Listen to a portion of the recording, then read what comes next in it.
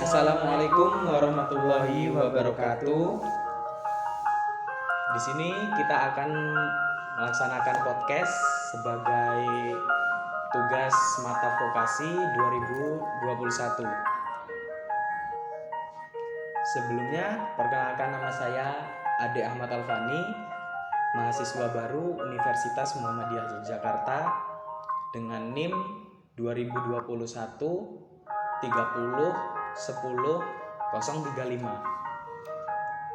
dari Fakultas Program Vokasi dan Prodi Teknologi Elektromedis. Dan di sini saya ditemani oleh teman saya yang kebetulan satu program studi dengan saya. Silakan perkenalkan diri.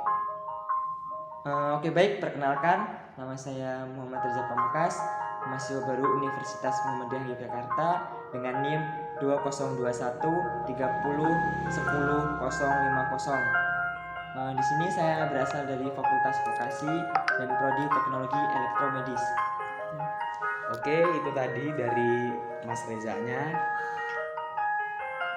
Buat Mas Reza, ini gimana sih jadi mahasiswa baru di dalam kondisi yang seperti ini di tahun 2021 ini, di masa pandemi kayak gini? Kalau menurut saya ini susah-susah gampang sih menjadi mahasiswa baru dalam kondisi pandemi seperti ini. Ada susahnya, ada gampangnya. Tapi ya mau gimana lagi, dijalani aja gitu kan. Masa iya pandemi tetap nekat mau ospek secara offline atau gimana, itu kan bahaya untuk kita dan orang lain gitu. Kalau menurut saya malah menjadi maba di masa pandemi ini bukan suatu alasan untuk kita bermalas-malasan dalam mengerjakan tugas atau mengikuti Zoom dan lain-lainnya. Bahkan Mbak Najwa Shihab itu sendiri bilang, kalau kata orang kan angkatan kita angkatan COVID gitu kan. Kalau menurut pandangan Mbak Najwa ini, angkatan kita dulu adalah angkatan emas. Soalnya kita beda dari sebelum-sebelumnya gitu kan. Walaupun tahun kemarin udah, tapi kan kita sekarang masih gitu kan. Jadi masih beda lah. Jadi lebih ke angkatan emas sih, bukan angkatan COVID gitu penyebutannya. Oh, jadi gitu ya Mas ya. Buat apa alasannya Mas Reza buat tidak malas-malasan di masa pandemi ini?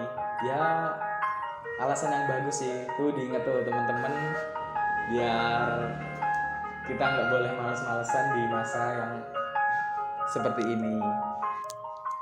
Ini Mas Reza udah di Jogja ya? Udah, belum lama, belum seminggu. Kenapa sih kok udah di Jogja padahal kan yang lainnya masih di rumah dalam suatu pandemi juga kan, dalam kondisi pandemi yang lainnya juga kan masih pada di rumah tuh karena masih online. Kenapa Mas kok udah ke Jogja? Alasan pertama sih pasti bosen ya di rumah, karena dari SMA itu kan udah di rumah gitu, kayak udah lama itu, kayak pingin keluar gitu ke Jogja gitu kan. Juga kan kalau di Jogja ini udah banyak temen yang di Jogja gitu, jadi kalau misal mau ngumpul ngerjain tugas apa bahas buat ospek juga kan kayak lebih semangat gitu kan kalau ketemu gitu kan. Jadi kalau tetap di rumah masing-masing kayak nggak semangat gitu, kayak bosen juga gitu kan. Nah, kalau Mas Ade sendiri nih kenapa gitu kok lebih ke Jogja duluan gitu kan? Gimana ya, soalnya kita juga kan ngambil prodi D3 Teknologi Elektromedis. Nah, jadi di prodi kita ini tuh lebih banyak ke prakteknya gitu, ke pertemuan langsung di offline-nya. Mungkin gitu. Teori dan praktek itu teorinya 50% Iya, selebihnya 50-50 lah. Iya, jadi kayak bahkan seminggu kita ada beberapa kali pertemuan gitu. Jadi ya saya sendiri siap-siap gitu biar nanti nggak terlalu mendadak kalau belum nyiapin iya, gitu ya. Sebelum kuliah, jadi saya kesini dulu lebih milih kayak itu. Kenapa sih Mas Adi ini mau ngambil prodi elektromedis yang masih D3 kan, belum S1 yang sarjana gitu? Alasannya itu Apa Mas? Kalau jawaban pribadi saya sendiri sih tepatnya ini kayak saran dari orang tua. Saya masuk di prodi Teknologi Elektromedis D3 ini karena orang tua saya itu bekerja di bidang kesehatan, jadi dapat saran gimana ya soal peluang kerja lah bisa ke teknologi elektromedis ini. Ya itu sih alasan dari saya. Kalau Mas Reza mungkin berbeda, gimana Mas alasannya kok bisa masuk di D3 teknologi elektromedis ini? Untuk alasan saya sih karena kakak saya kan, saya kebetulan ini anaknya ibu saya 3.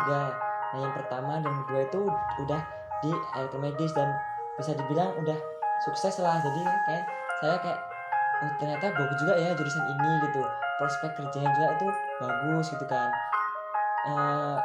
Secara nggak langsung juga jurusan ini kan masih sangat langka kan di Indonesia ini, hanya di beberapa kampus lah, nggak semuanya ada jurusan elektromedis ini.